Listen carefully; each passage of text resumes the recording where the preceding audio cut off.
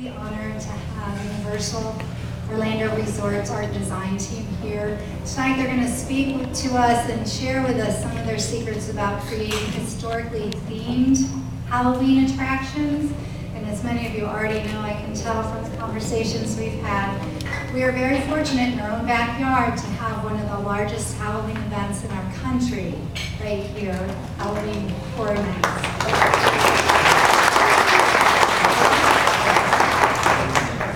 As we're getting started, I want to remind everybody, if you would just check your cell phones real quickly, make sure they're on silent or off.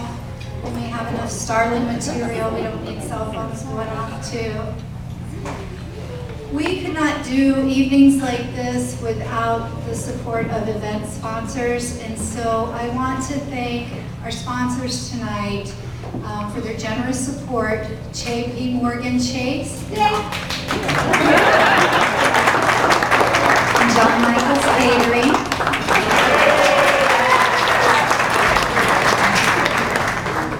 Thank you for making this lovely evening possible. We appreciate it. I also want to recognize two of our staff members. Michael Perkins in the back. Raise your hand, please. Michael's our curator of exhibits.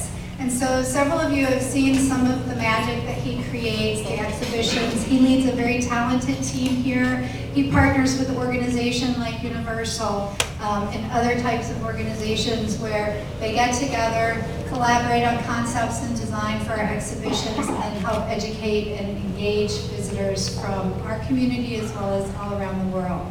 And then I also want to recognize Amanda Neely. Amanda.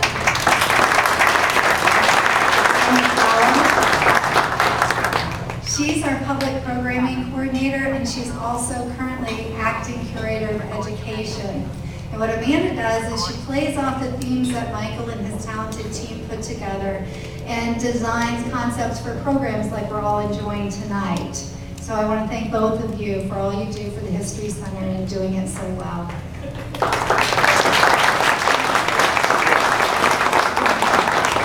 I know we have some members out there. Can you go ahead and raise your hands, please?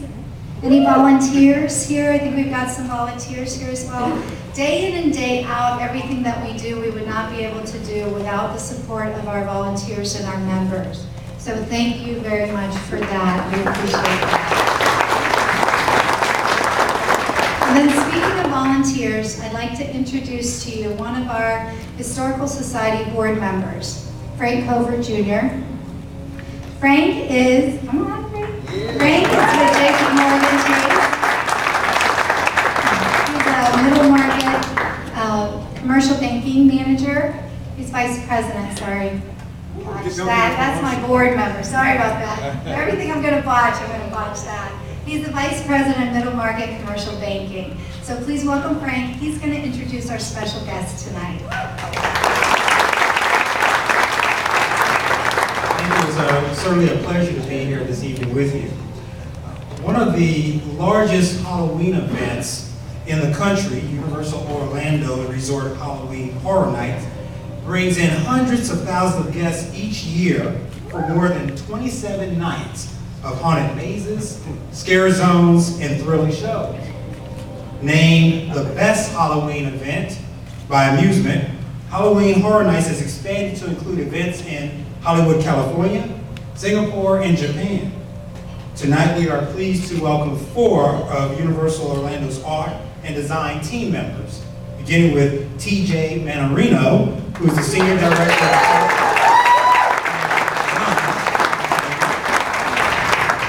TJ oversees a wide variety of projects, including Mardi Gras, Halloween Horror Nights, holiday offerings, and many special events. Rick Spencer, he's the creative manager.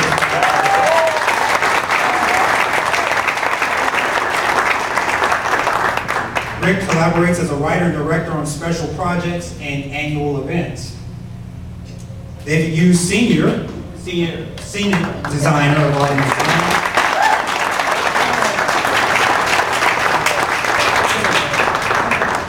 David develops Halloween Horror Night haunted mazes and street scenes. And finally, Kim Brummel, scenic designer.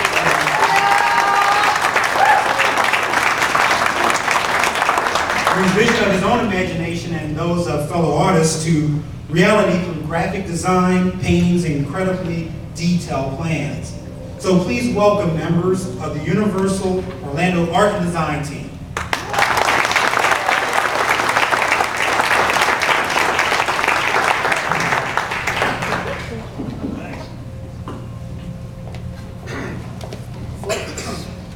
Well, thank you very much. Thank you for the nice introduction.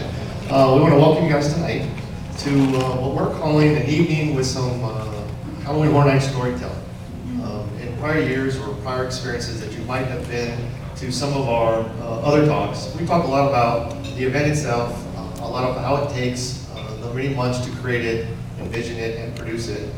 But tonight we want to kind of take a different angle. Take the aspects of the stories that we create and a lot of the history and or real type products or stories that are out there and actually come in with concepts, different types of environments, from sets to characters, and then bring them to our audiences in October. With the many years that we've been working with the History Center over the last over about 2 years now, we've really enjoyed an opportunity to learn a lot more about and appreciate the world of history. Actually being a part of this exhibit has really kind of given us a whole new view of what we do here in Orlando and how it really actually has touched the world. As they mentioned in the introduction a little bit, we actually are missing 2 of our additional storytellers because they're actually on a plane right now flying to Japan to help our park out in Osaka. They're working on their street program for us, Mike Aiello and Patrick Brillier.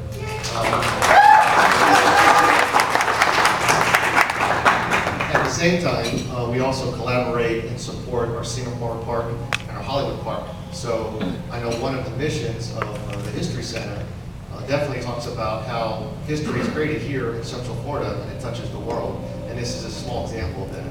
How Halloween Horror Nights Universal Studios actually started this event some 23 years ago.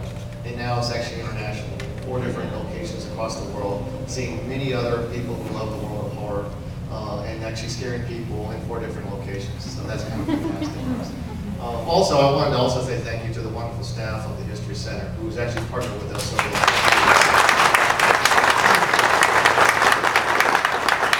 year. They have been fantastic to work with. They've actually really accepted our kind of crazy vision that we'd like to create these wonderful stories and actually bring them to life. And actually, if we can actually move people from tears to happiness to actually fright. We actually love that, and they've definitely done a great job with the exhibit this time, so I thank them again. So I don't know what my plan. Sit down. They disappeared. Oh, sorry. But for us, we also wanted to say thank you also to the History Society, because you guys, this is the second time you've hosted us. And we've actually enjoyed the opportunity to speak in front of you, to talk a little bit about our backgrounds. And we're going to probably start off that way. I know a lot of also the mission is that talk about Central Florida history. 23 years of creating kind of these crazy stories is quite unique. A lot of us have been doing it for many years, from 15 to 18 years in ourselves.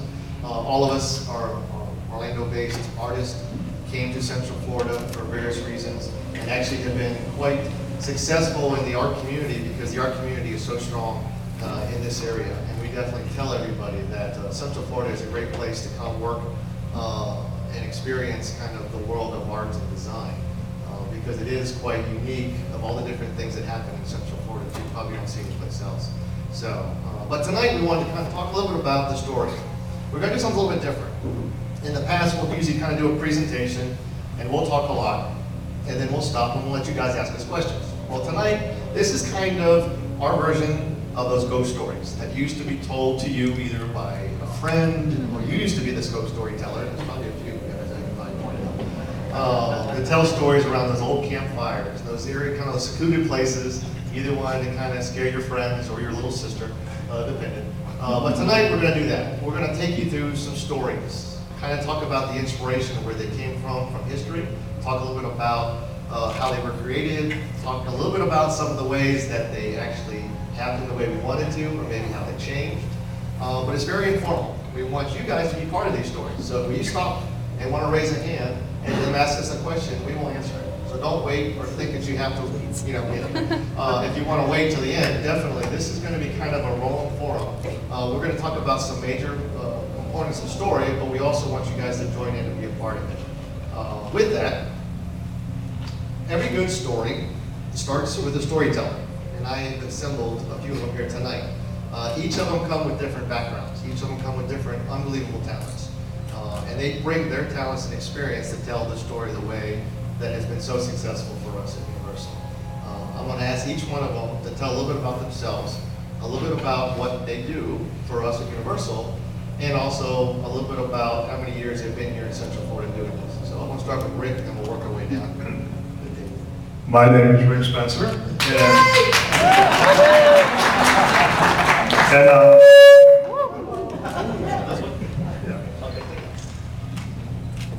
and I'm a congenital liar. I am so good at being a congenital liar that I make a living at it. So people pay me for stories that are not true. Before I get into that, I want to just compliment the History Center on taking a bold step in allowing Universal Orlando to present a new kind of exhibit that's a little more dynamic maybe than things that have been done in the past, but I think it draws in an entirely new audience. People who like what we do, who come here, who've maybe never been to the History Center before, now get to experience it all. And so this has been an extremely proud project for us. I mean, we really love being able to collaborate with the History Center and do this in a way that's really never been done before. Anyway, I'm a storyteller, I'm a novelist, I write screenplays and television shows, and I now have made it to the inner circle of the best job in the world, which is entertaining each and every one of you with stories that we are now drawing from history. And then for those of you who are following this year's presentation, you're starting to discover that we have gone back centuries into history to pull fact, turn it into fact and fiction, and make it entertaining. For those of you who are exploring that, it's very, very rewarding for us because you're learning things that you may not have known. And that's what I bring to the table. I take their ideas and visions and I turn them into words.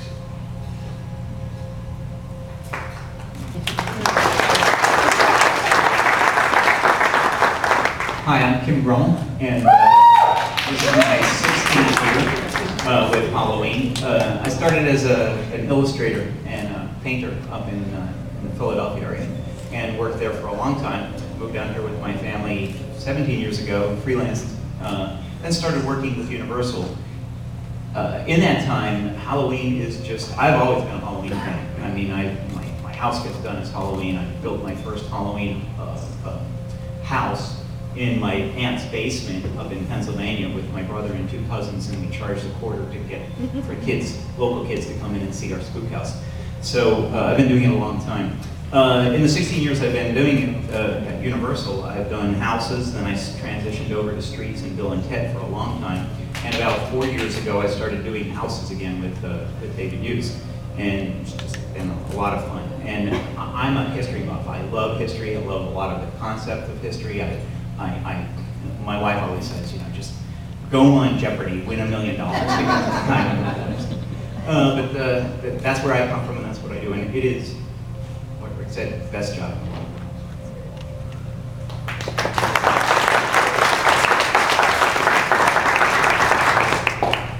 Like I said, my name's TJ. You guys know.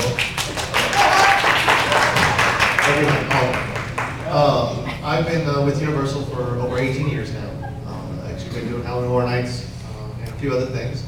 Actually, the fun story that I like to tell is that I've been doing Halloween professionally, actually getting paid for it, for close to 30 years now. Started actually in high school performing in a haunted house, and then when I moved to college, actually designed and built haunted houses, and then started working in the industry. Came here to do Halloween and stayed here ever since. And I've watched the event and the team of people grow, get more passionate, get more excited, and watch, like I said, it expand to other areas of the world, which has been fascinating to watch. Halloween, you know, and a celebration, as all of us when we grew up, you know, as kids, trick-or-treating from house to house. did anybody ever think it turned into an industry this big that actually only rivals, you know, the holidays? It's fascinating to watch and then look around the room too, how many different people from different age groups, from male to female, really enjoy the world of horror and thrills and all the aspects that come with it, mystery. And so being a part to be able to bring those stories to life, watch the reaction of our audiences, and then figure out what we can do now different and more scary the next year has been fascinating that I've enjoyed. So for me, it's been, as all these guys have said, a lot of fun. And I'm happy to continue to do it. So tonight we'll have some fun too.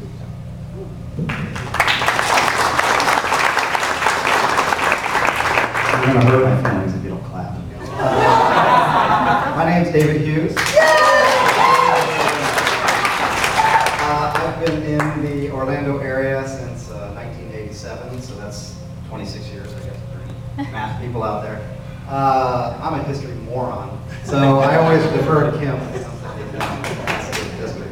But as far as Halloween goes, and the horror genre in general, that's it. All started back in watching Planet of the Apes when I was like 8 years old, and also being obsessed with Kiss when I was about 10. I got one of the first memory point out, I think as a 10-year-old dressing up as Gene Simmons with my winter snow boots on, because I wanted to be really cool, and then putting liquid latex paint on my face as Gene Simmons. It was really sad. So the tires all cracked on my face. It was horrible. But I've been working on Halloween with TJ and Kim since right around 99, 98, 99. And it's been amazing to watch it evolve over the past, at least the 20 years, or the 13, 14 years that I've been working on it. That it started as a local event at Universal, and to watch it grow industry-wide as something that rivals the big celebrations like, you know, Mardi Gras in New Orleans, and, you know, Thanksgiving, the big Macy's stuff, all of which we do at Universal. But to be a part of that and to be part of the engine that has driven that holiday to become more than just trick or treat for for the youth. It's something adults and the younger kids can enjoy. So it's been pretty amazing to watch that grow. So hopefully I'll be around for another 20 years or so to enjoy that.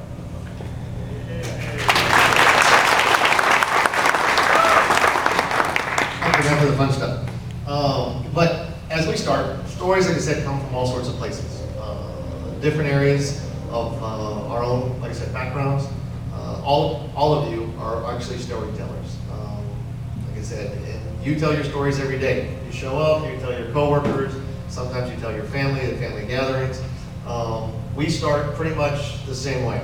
We sit, like us, the four of us, or a smaller group sometimes, like I said, with the people that aren't here, and start talking about stories. What inspires us? What scares us? What scares, some of our friends? Because we're always looking for ways to make sure that the stories that we tell touch everybody, not just touch one type or one area of our audience. It's all about the diversity of the scares and the stories that we tell. So when you always start a story, you always start with a dark and stormy night. Not a lot of speaker here, but you can kind of go with this one. Our first story we're going to start you off with is a story that we told, except 2 years ago, during our Year of Lady Luck. It was a story that was called The Forsaken. We're actually going to have Kim tell us this story because he was one of the major team members that actually started producing it. Yeah, as TJ said, what we do is right after Halloween is up and running, we start working on the next Halloween. And normally it's myself and David and Mike Aiello and Patrick Frailer who are on that plane heading to Japan right now. And the four of us sit in a room called the War Room, and we just start coming up with ideas. We have a whiteboard and we just start writing down ideas. What would be a good house? Here's a good house, here's a good house. And we create a big long list, and then we start knocking some of them out, and some of them take root. Well, one of our freelancers, who's now a staff member, Manuel Cordero, he went to, on vacation during the summer, he went to Puerto Rico, and he went to a castle there, one of the Spanish castles. And he came back and he said he had this entire house designed wouldn't it be cool if we did a Spanish castle with, you know, dead soldiers in it? And we took that, and Mike Aiello said, well, it's a good start, but Mike is a storyteller, he's a writer, and he's a director. And he said, it needs another hook, it needs something more. So we started working on it, and Mike came up with the idea, what if there's a ship crashed into it? So you've got an old Spanish fort, now you've got this ship full of dead sailors. How did they get dead? I don't know, but they're dead. Then we came up with the idea he did, that he built a backstory to it with history, which I love. He took history and he kind of turned it on its ear.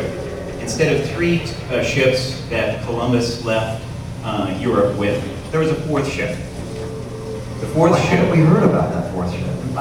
Why have we never heard about the 4th ship? You all went to grade school. And you never heard of the 4th ship, right? Nina Pinta, Santa Maria. No 4th ship. What's that? You didn't graduate.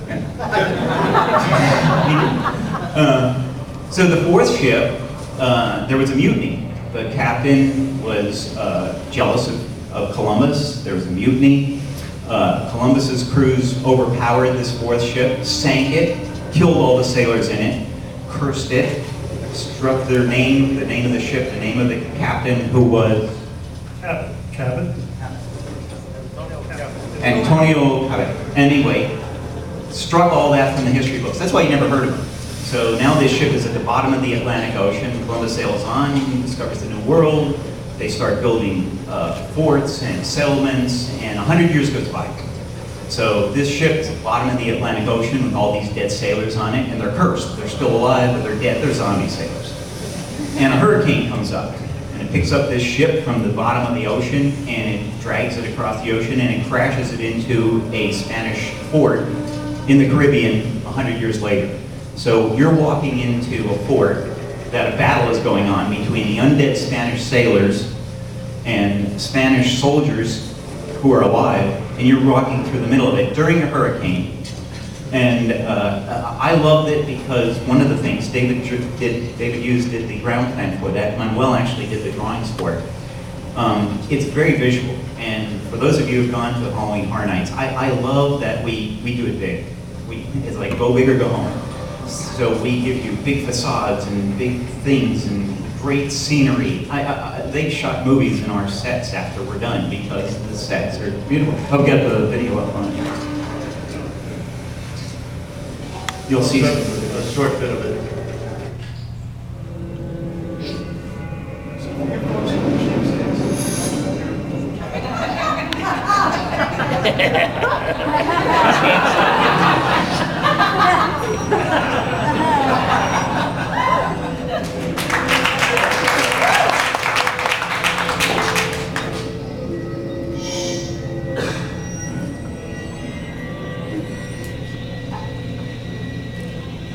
Great house. We'll go with you. Hold on to the clutch.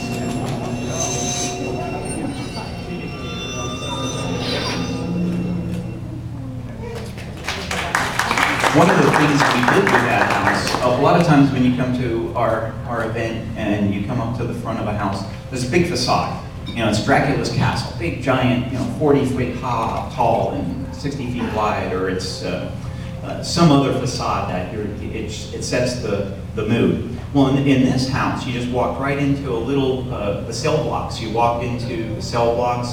It was small, it was contained.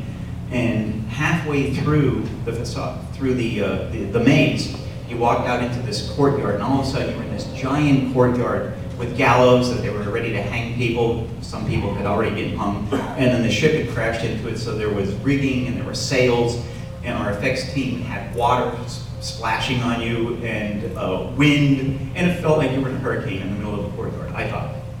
And then David Hughes, brilliantly, 2 scenes after that, you're in the ship, because the ship had crashed into the side of the fort.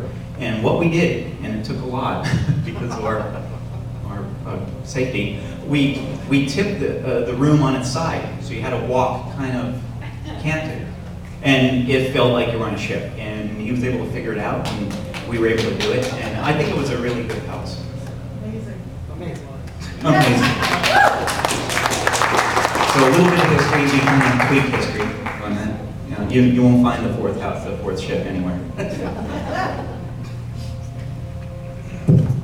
A fun story about that house is that when we design our haunted houses, David and Kim sit down and look at all of the architecture, look at the space we're going into, plan everything down to every small inch. Well, when they started building the courtyard, which is the highest part of the maze, they didn't look at the air conditioning duct system. Oh, yeah. So when you walked into that courtyard, all of the top of the tower was right up next. I think we were inches away from it. But in a haunted house, everything is all about architecture, character, and keep you in the story. This was a bright silver air conditioning duct. Luckily, the design team figured out that if we put the sail for the ship right there, you'll never see it. We got the added bonus, so that was the air duct system too, where it was blowing the AC into the house, so it blew the sail the whole time into the house. So it actually worked really nice. And speaking of history, the three of me and David and another member of the team, Ray Kine, who does our web stuff, we went to St. Augustine for a day. Went to Castillo de San Marco there, and we were taking pictures and looking at things. And it was a hot summer day and fall day. We went up on the top because they were going to be firing a cannon. They were getting ready to load it, and they were getting everybody back. And we're standing in the sun, and they're loading the cannon. We're getting ready to shoot it, and it was going on and on. And Ray Kine, a member of our group, said, "History schmistery, where's the beer?"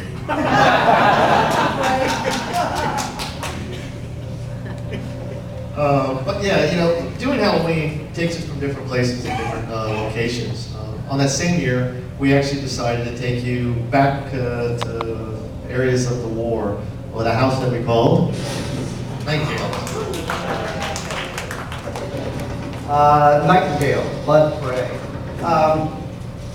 Oftentimes when we come up with houses, when we're that period of time when Kim was talking about,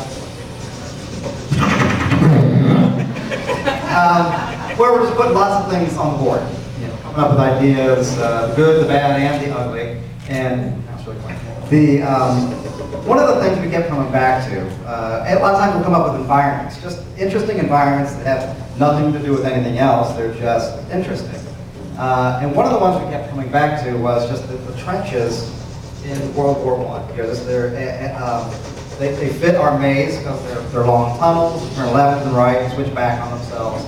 And it was just a really interesting look, but we could never find a hook. All we have is a maze, and it's full of soldiers. So where are the bad guys? Who are we afraid of? We didn't want to just be caught in a crossfire between the Germans and the Allies. So what are we going to do? So that gets put on the back burner because you got to have a villain. We're looking at other things, different stuff.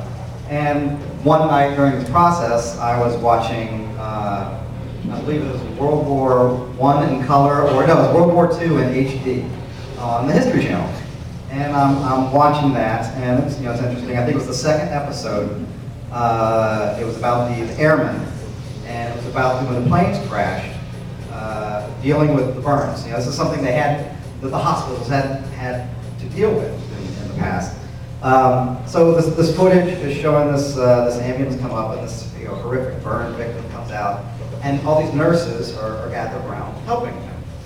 And I don't know why, but I thought, well, what if they weren't helping him? What if the nurses, the people we trust to take care of everything, were the bad guys? I don't know why I thought that. And then the name, Nightingale, Florence Nightingale, sort of popped in my head.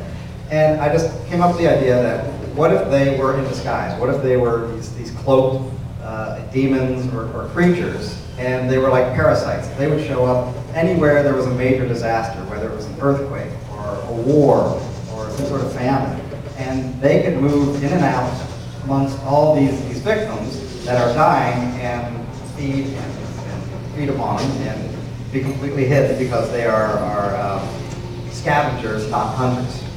So I brought that back to these guys the next day, and we're like, "Ooh, that sounds really, really cool. Let's do that." So we started expanding upon that story. Mike Aiello wrote a great way of getting that story across. by almost doing a Ken Burns type thing for the web, or at least it was for us internally, and I think it went to the web, where it was letters from a soldier who was writing to his lost love back in England about what he's witnessing. He's lying in bed and seeing these nurses and these demons come to life at night and feed on the other soldiers that are at his bedside, and he wasn't sure if he was hallucinating because of the drugs or if it was because he was dying. So it's these letters that progressively explain more and more of the horror until the letters just stop. And they get darker and darker. They get darker and darker. And nobody will believe him. He's saying the nurses at night, they're these demons that are killing, and You're bad, you're tired, rest up. So that was our basis of the story. That gave us a point to jump from to create the entire maze.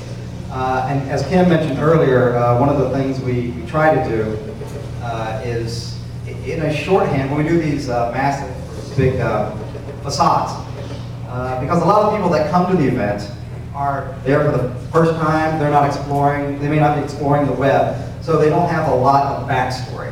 They don't know what they're getting into, they're just going into this, let's go to the next page, what's that? Okay, it's called this. It's called Nightingales. All right, let's go. What is it? I don't know. Let's show up and see. So one of the things we try to do is visually convey a really quick backstory, or at least give a setting the moment they walk in. So they say a picture's worth 1,000 words. Well, we got 1,000 words to tell them what's going to happen.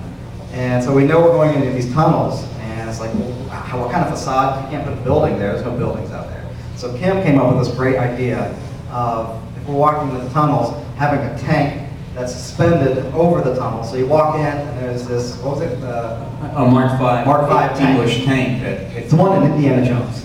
Yeah, the one in Indiana Jones, the third one. So it was over the top of the trenches. So you walked in, and it was obviously disabled, but it spanned the trench. So you walked in, and you had trenches on both sides. You walked underneath this World War I tank that we built. So that was that year, that was probably my favorite house, just because of the way the whole story came together, the way the sets were executed, and the fact that it was completely different than anything that we had come up with before. So hopefully in the future, we might revisit the Nightingales in some completely other setting, but use those characters again, which I'd love to revisit that. That's the Nightingales.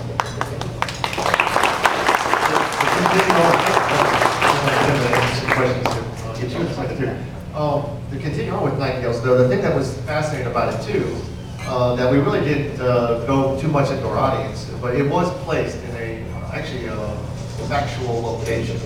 It was placed over in the British UK area.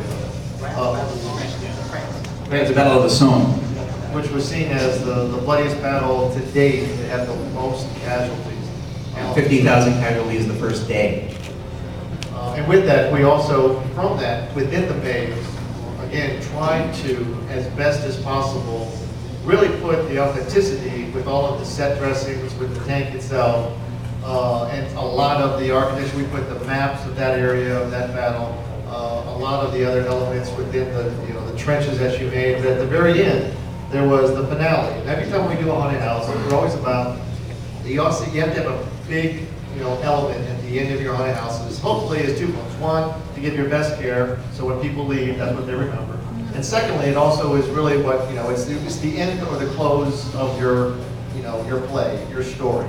You want to close strong. So at the end, we had a certain area, and I'll let Kim continue that story because it also has some fun history aspects to it too. Yeah, we had a machine gun. We had a Browning air-cooled machine gun, and then we had a Nightingale that was rigged. Our riggers rigged it so she flew over the top of you, which was very cool. So you're going through this trench, and we had different things. One called the horse trench. It had a dead horse hanging into the trench. We had the ammo trench. We had the officer's tent, and we had a biplane wing triplane. We had a triplane wing crashed into a tent. And actually, one of the things, is probably what you're thinking of, we try and stay, what we buy, we try and be accurate. And I said, well, we'll give this one soldier a Tommy gun. And I looked into it, and I thought, okay, right, it's the right era. And one of our fans got online and said, Tommy guns weren't in World War I. And I went, no, look, I have it right here. And then I did some more research. I said, oh yeah, They were built, they were never shipped. So he was right. They never made it to France. They were called right out on it. But the finale had we had a soldier there with a machine gun, and the nightingale flying over the top of you to the other side, and then he'd pull out a gun, and another nightingale came running around the side. So I think it was chaotic, and it was a big wow. You know, it's like leaving laughing. You have a question? It's actually not a question, it's a statement. I am actually a nurse. And Oh. I loved this simply because you took the perception of our profession, especially because I'm actually a pediatric nurse, and you completely turned it like all the way around, which was You're welcome. Seriously, that was one of the coolest things. It was like, you can see us from a really, really nasty perspective. We are dealing with people at their most vulnerable times. We really are. I mean, and we have people who are completely dependent on us. And to know that you have the ability to stand over them and have that control, it really turns it. Yeah, the patients are at their most, I mean, you can be no more vulnerable than that. And then how sick of us. They take that and say, yeah, that's what we're going to do. People will never trust nurses ever again.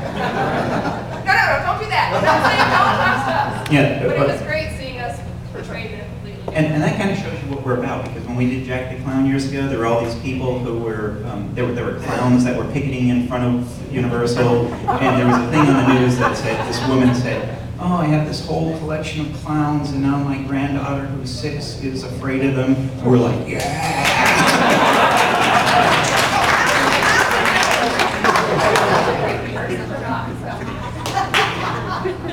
So why all this attention to detail?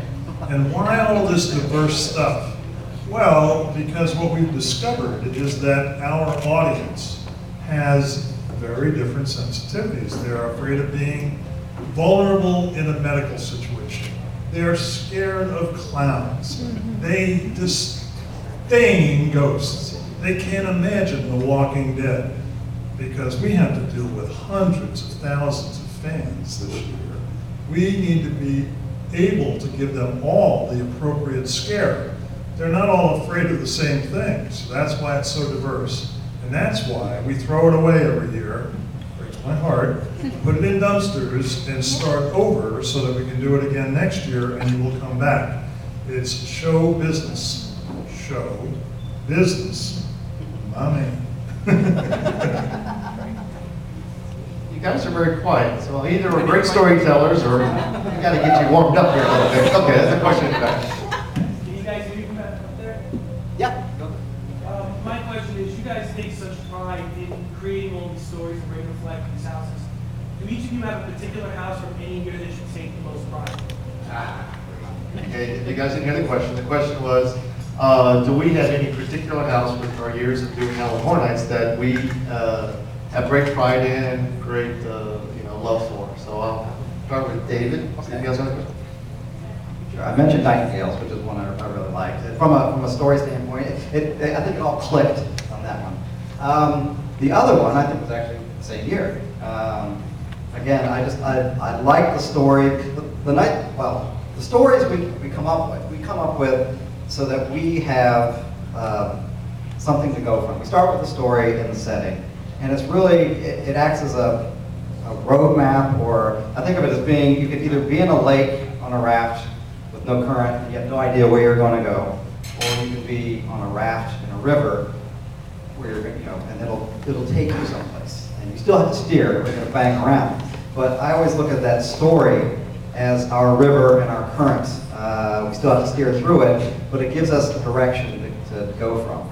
So we do it for that, and then that helps everybody that we're trying to explain to. Because we come up with these ideas, but our job after that is to make sure everybody else understands all these things. We can't convey it to anybody else. We're not doing a very good job because it starts with us four, then it keeps pyramiding down to everybody until eventually it gets to the public. So we have to understand that. Now, that was a long-winded way of saying. One of the houses I really enjoyed was Winter's Night, Haunting of Hawthorne Cemetery. For many reasons. One, it's a freaking cemetery, it's Halloween. I mean, that's awesome. And then the fact, then we layered on the aesthetic of winter just because it's cool. You know, that was just, you know, snow. But it was a great, I don't know how many, and I don't know how much this got out there, but it could have been just that. We could have had cemetery in the winter, and there are ghosts. Yeah, okay, fine, you got a Halloween house. But another layer of that story was the idea that there were the caretaker of that cemetery had a job to do. That these ghosts weren't necessarily malicious, but they had to be contained within the cemetery. It was an annual event. I don't know if it was annual every 10 years or blue moon or something.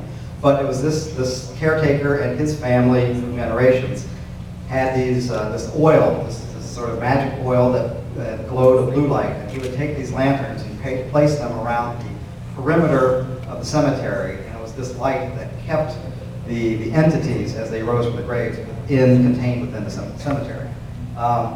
That one was another one, just visually I thought looked really, really nice, and I thought the story was a neat take on just a typical ghost story. So you were surprised and frightened by the ghosts, but for the most part, they weren't malicious. It was just trying to keep them contained, or they're going to wander around, you know, for all eternity. So that was a house I really, really enjoyed.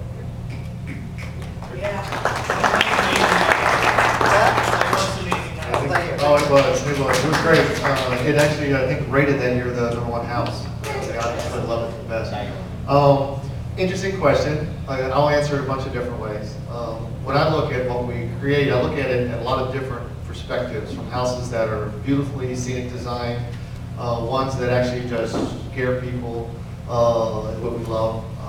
But from a story standpoint, like I said, I think all of us, you can probably ask the question, and we're definitely fans, grew up with the classic monsters. That was something that I think we were all either willing participants, subjected to it. When I was growing up with my dad, he'd watch the show, I'd be behind a pillow, saying I'm not watching, but I am watching. But a few years ago, I think it was 2009, we did Frankenstein.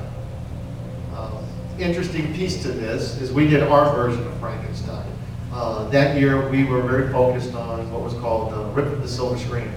And we took classic Universal horror characters and we wrote our own stories to them. Well, this actually story started after one of the last classic horror films from Universal, where the Tower of Frankenstein's, the Dr. Frankenstein, the council was pretty much collapsed and in a big flame and blah, blah, blah. When we sat down, the story picks up right from that point. And what has happened is that Dr. Frankenstein has made it back to the castle to continue his work. His monster that you saw in the film actually is loose and has left basically the area of the castle. And Dr. Frankenstein has come back. Basically, he's put the castle back together. And what was fantastic on the scenic design that these guys did, if you walked through the house, the area of the castle that had either some dilapidated walls or areas that needed to be repaired, he repaired the castle much like repairing the monster. He took large bolts and staples and put the castle back together. So in the scenic design, it was beautiful. It told a story. It's that Dr. Frankenstein was coming back to work. He actually started on his laboratory and then continued with the monster.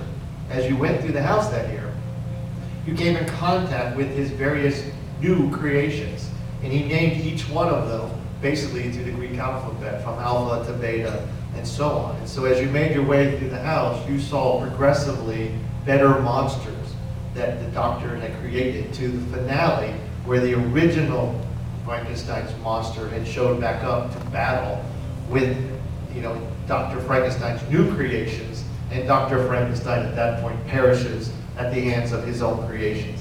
So I thought it was a fantastic story.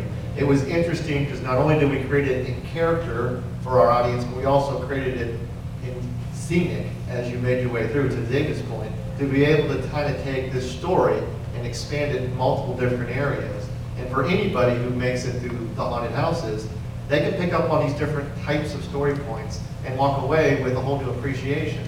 And I thought that was fantastic. We took a classic story that everybody's familiar with, added the characters that people have some knowledge about, and rewrote it with an expanded story on our new path, and gave people now new opportunity to learn more about Dr. Frankenstein and his kind of crazy work. So I thought that was great. So that was fantastic. In terms of favorite houses, last year we were able to do, I was able to design a house called Gothic.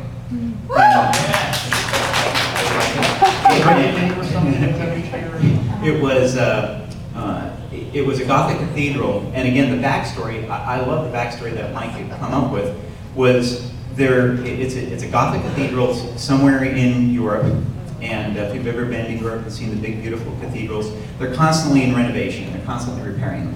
So as you walked in, again, our facade was huge, it felt like you're walking into a big cathedral, and there was scaffolding, and there was tools and stacks of brick and mortar and different types of workman's tools, masonry tools, because they're repairing the cathedral. Well, all of the gargoyles in the cathedral are there to protect the cathedral, and they come alive when everybody leaves at night.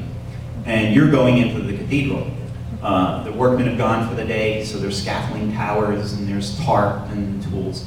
And you're walking into this place with, we developed several different gargoyles. We had a cat and a bat and different animals, full costuming, full prosthetics. Our prosthetic team did a great job. Wings, we had one on stilts. We had gargoyles flying over the top in 2 different locations that would fly over you, rigged. But my favorite part out of all of it, and David actually developed this little trick several years ago, but I stole it from him, is you walk up onto a deck, and we had mirrors, 16 by 16 foot mirrors on the floor, and you look down, and I had a model on the ceiling 20 feet up, and it was a miniature model of the cathedral floor. So it was the pews, the altar. So the pews were 18 inches. The altar was small, and it reflected. So when you walked in, you looked down, and it felt like you were 60 feet in the air because you were seeing down. I had a lot of people. My mom went through the thing, and she says, "Oh, I was so afraid being so high." I said, "You were 6 inches off the ground." So I don't know if you can understand how that happened, but you'd look down and you'd see us. And I think that worked really well. And I just had a lot of fun designing that house. And it had a backstory to it. We call them gear goils. We were tossing around the idea of like mechanical or not quite steampunk, but like gears, and we both kind of looked at Mike Aiello. Basically, our eyes just said, "That's a stupid idea." And he was like, "No, we can call them gear goils." And I was like, "No, that's awful. That's awful." So I love this question. What's your favorite house? What's your favorite scare? Here's the absolute honest truth. This is the deal. I get to work with these creative people and others in this room, and some new folks that have just joined me from UCF. My favorite house is the one that's coming this year because it is so cool.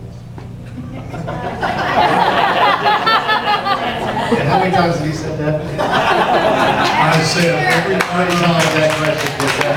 The reality is, it's the truth. It's the collaboration. The past is history. It's great. It's fun. But it's what we're going to, the creative challenge we're going to face tomorrow morning. We have no idea what it is. But we're going to address it. We're going to laugh like hell. And it's going to be great. So. Looking forward to it. Yeah, You don't realize we laugh all the time. Like, it's stupid, like, milk out the nose kind of. Okay, any other questions? Well, we'll move on to our next story, and we'll give actually Rick this microphone. Oh yeah, I took a vacation once and went to San Francisco. Had to go to Alcatraz, which, by the way, if anyone's going, make a reservation. You don't just get there and get on the boat. You got to be scheduled. And we were planning Halloween Horror Nights, doing a creative meeting, and said, "Hey man, what if we did a haunted? What if we did something that was like the world's worst prison? In fact, Alcatraz was supposed to be, what if it had a sister prison? And this was the result. Hellgate Prison.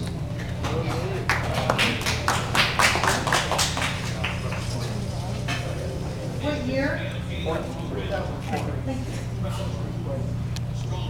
Best security correctional facility in the entire Federal Bureau of Prison system.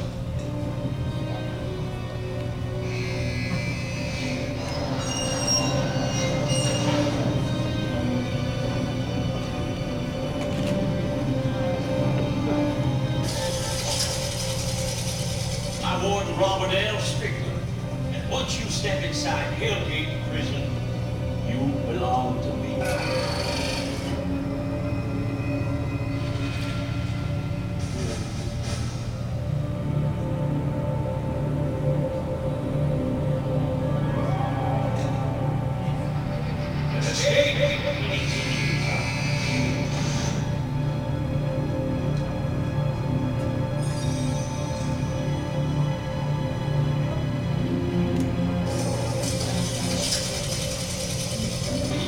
Here, dozens of immoral and guilty men have died by hanging in the courtyard down below. While we retired the trusty gallows, Small note, the script's on the table, watch you keep looking down at the script.